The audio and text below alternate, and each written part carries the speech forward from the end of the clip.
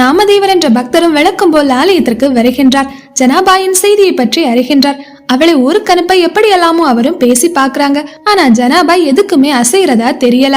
நாமதேவரும் உடன் தியானத்தில் ஆழ்ந்து ஜனாபாயின் முற்பிறவி ரகசியத்தை பற்றி அறிந்து கொண்டார். கோவில் 4 பேர் வந்து செல்கின்ற இடம். பெண்கள் இரவு தங்குவதற்கு ஏற்றதல்ல. அதனால் ஜனாபாயை நாமதேவர் தன்னுடைய வீட்டிற்கு அழைத்து செல்கின்றார். தேவைப்பட்ட போது நீ கோவிலுக்கு வரலாம், பஜனை செய்யலாம், பாடலாம். பண்டரிநாதரிட பக்தி கொண்ட எல்லோருமே என் சொந்தம் என்று அழைத்து செல்கின்றார். நாமதேவரின் வீட்டில் அவருடைய மனைவியும் தாயான குணாபாயும் இருக்கின்றார். வீடு சென்றது நாமதேவர் தன்னுடைய தாயான குணாபாயை அழைத்து ஜனாபாயை பற்றி சொல்கின்றார். அவளுடைய முற்பிறவி ரகசியத்தை பற்றியும் கூறுகின்றார். கொஞ்ச நாள் குணாபாய் ஜனாவை அன்புடன் தான் நடத்துகின்றார், தன்னுடைய மகள் போலவே. ஜனாபாயின் நாமதேவரோடு தினமும் பஜனை செய்வார், கோவிலுக்கு செல்வார். அப்படியே நாட்கள் அழகாகவே நகர்கின்றது. பின் ஜனாபாயும் வயதுக்கு வருகின்றாள். வீட்டு வேலைகளை இன்னும் உற்சாகமாக செய்கின்றார்.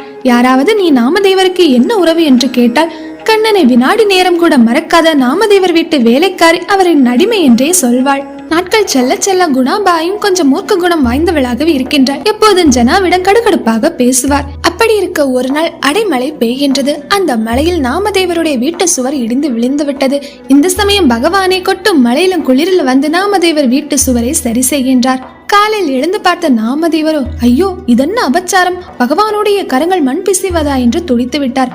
பகவானோ, நாமதேவா, நீ குடும்பத்தை கவனிக்காமல் சதா என்னுடைய பாட்டை பாடுகின்றாய், நான் உன் பாட்டை பாடுகின்றேன். இல்லாவிட்டால் குணாபாய் என்ன சொல்வாள்? அந்த நாசமாய் போகிற பண்டரிநாதன் பின்னே என் பிள்ளை சுற்றுகிறானே என்று கோபிப்பாள் என்று புன்சிரிப்போடு பகவானும் சொல்கின்றார். இந்த பேச்சு குரல் கேட்ட குணாய் வெளியில் வருகின்றார். பகவானுடைய கோலத்தை கண்டு, மாதவா, வறுமையின் கொடுமையால பிள்ளை மீதுள்ள பாசத்தாலும் நான் உன்னை திட்டியதுண்டு, என்னை மன்னித்து விடு.